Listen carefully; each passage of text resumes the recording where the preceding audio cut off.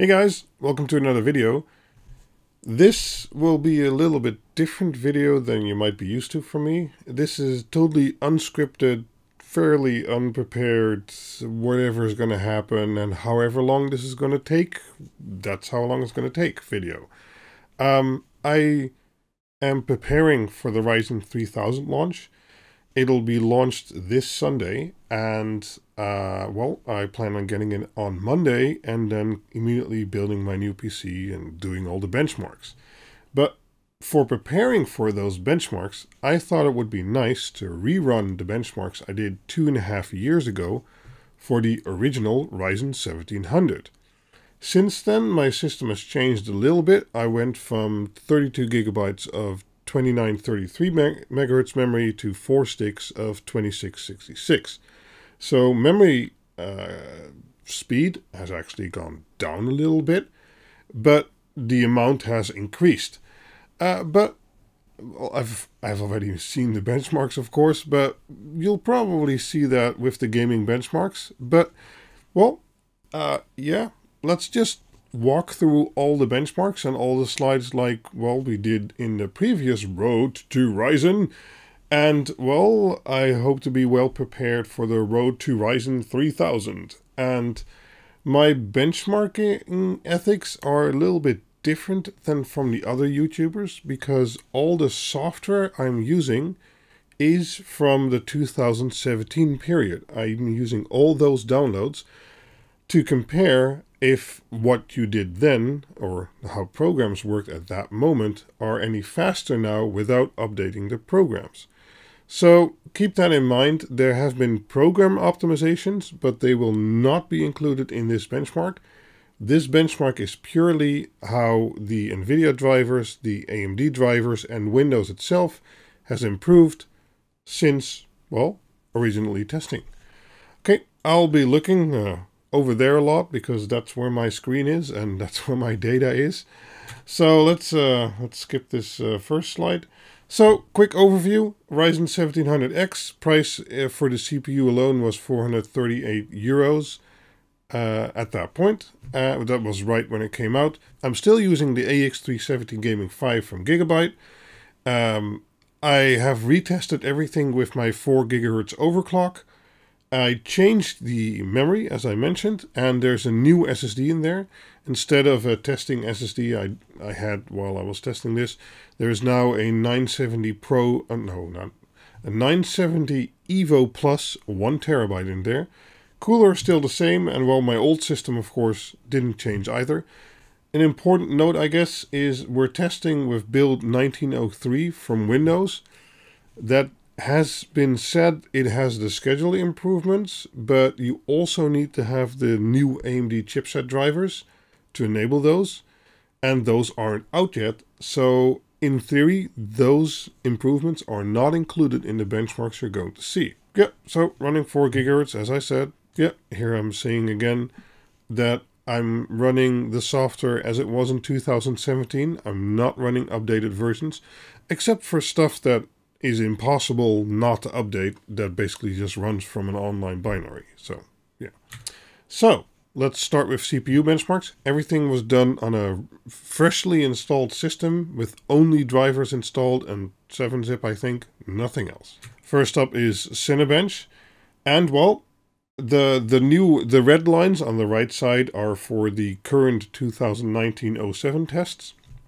And as is immediately apparent, Cinebench didn't change a thing. Okay. Let's continue. Corona, same thing. These are both very intensive CPU load benchmarks. Nothing changed. Exactly the same. So that's interesting. But then we get to Handbrake. And this is the Handbrake version of 2017. And for some reason, and I tested it multiple times, made sure everything was correct, it's achieving 49.39 average FPS instead of 44.19. So that's a market improvement, and I don't know why. Is that Windows? I don't know, but it's interesting. It's definitely a lot faster than it was in 2017. Next up is Geekbench, and although the single core score stays the same, the multi-core is, well, that's actually a pretty good jump.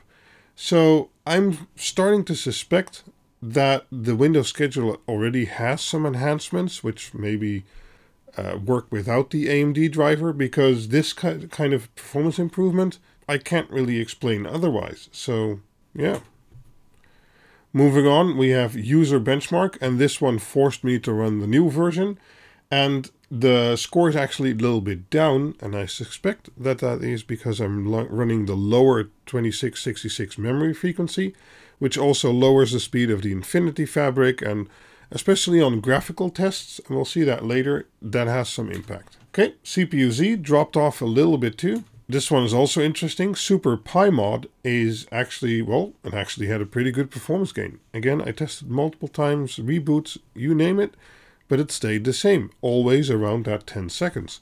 So whatever happened in drivers or Windows, there has been a pretty good improvement. W Prime shows the same thing. It shows a lower result, which is better. So I'm thinking scheduler improvements have really done their job here. Okay, let's move on to GPU synthetic tests.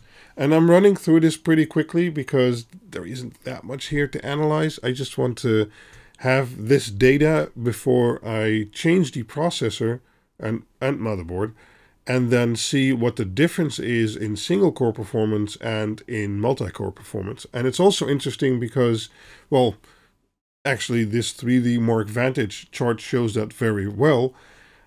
The Ryzen in especially single core and older benchmarks was actually slower than my previous 4.5 gigahertz 4770K system.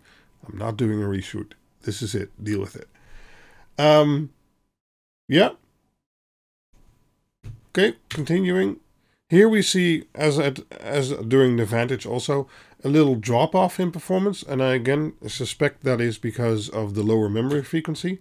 It's known that that causes a lower frame rate, but I'm expecting big things for the Ryzen 3000 series here, because that has a lot higher frequency and supposedly also lower memory latency.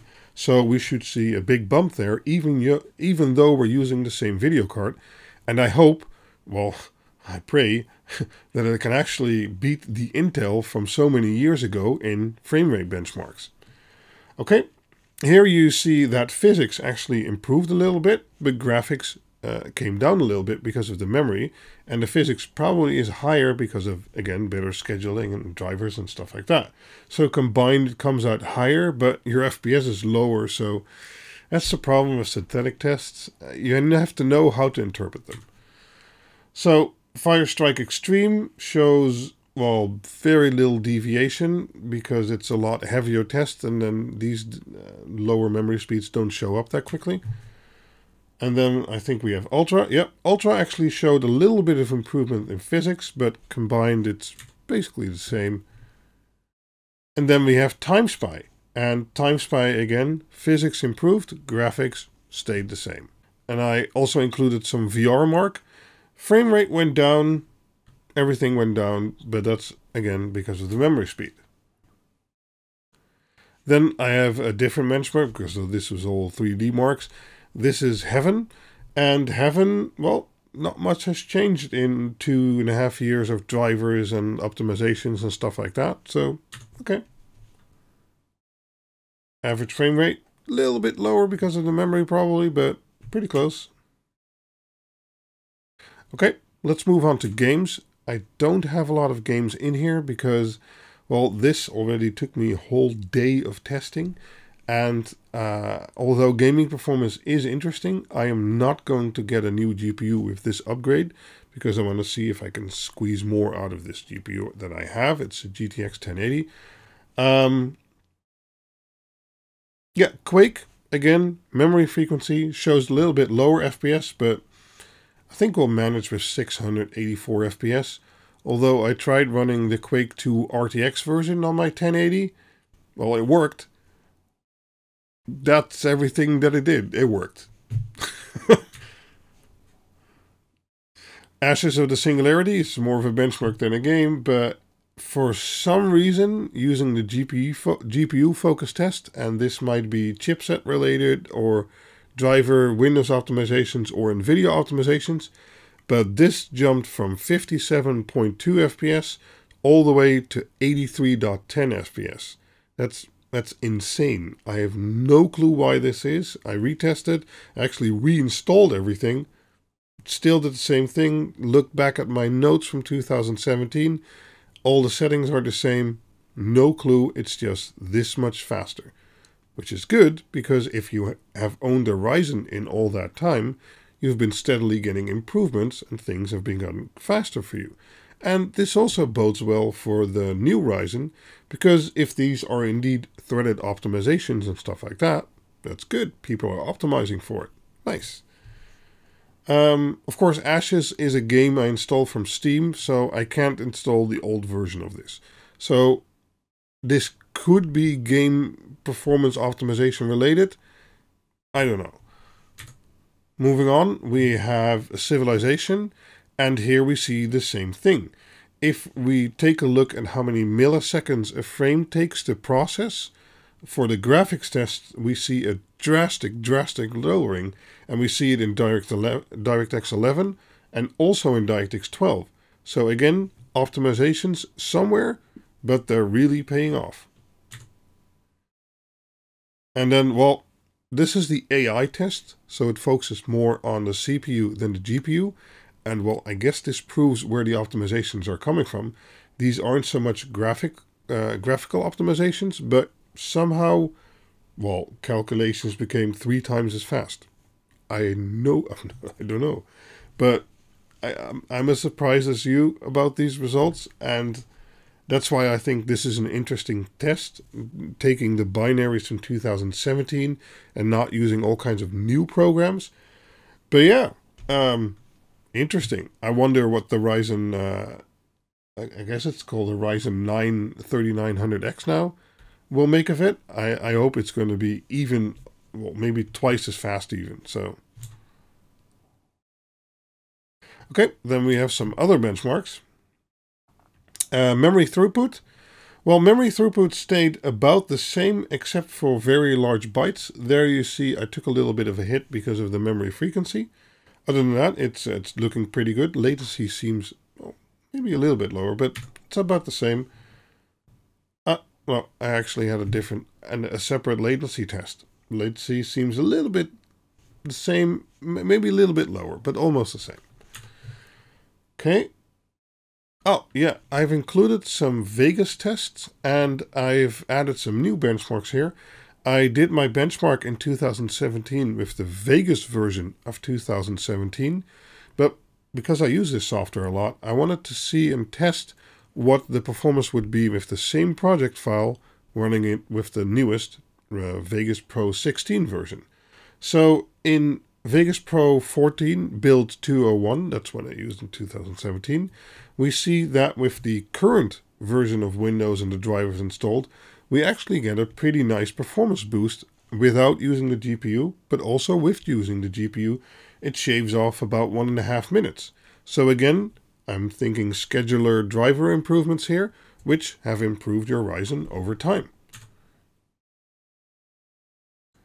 Okay, this is a new test. That's why you only see one bar.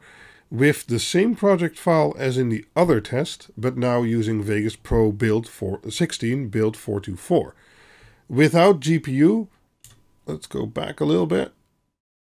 We went from 37 to 35. So there is an improvement using the same codec and everything by going to the new Vegas version. With GPU, looking back again, we're going from 1527 to 1530. So that's 3 seconds slower. Okay. But I wanted to do more tests because with the new Vegas, you now also have NVENC assisted encoding for your video file. So the GPU hardware can be used, or especially their video codec hardware can be used to encode your files, so your CPU is freed up to do other things. And well, this has a pretty big impact. If we don't use GPU compositing, we get to about 30 minutes, So that's a bit faster, but then Vegas itself is the slowest part because it can't rely on the GPU to do what it's efficient for. It's now only doing the video compression. But if we enable GPU compositing and GPU video file encoding, we get down to 11 minutes. And this is definitely faster than you could do in the old version. So that's very nice. I really wonder if the Ryzen 9 3900X is going to be faster in Vegas than the current CPU is. Because Vegas doesn't really scale that well with threads. I mean, with these current renders, I see some portions where it's not even using 30% of the CPU. But I'm really interested in seeing what it does. And well, I'll show you guys in one of the next videos. Moving on, we have NovaBench. And NovaBench scored a bit higher in total. RAM was higher, but I think they're scoring size instead of speed. And CPU was also a little bit higher. Graphics was about the same. So, okay.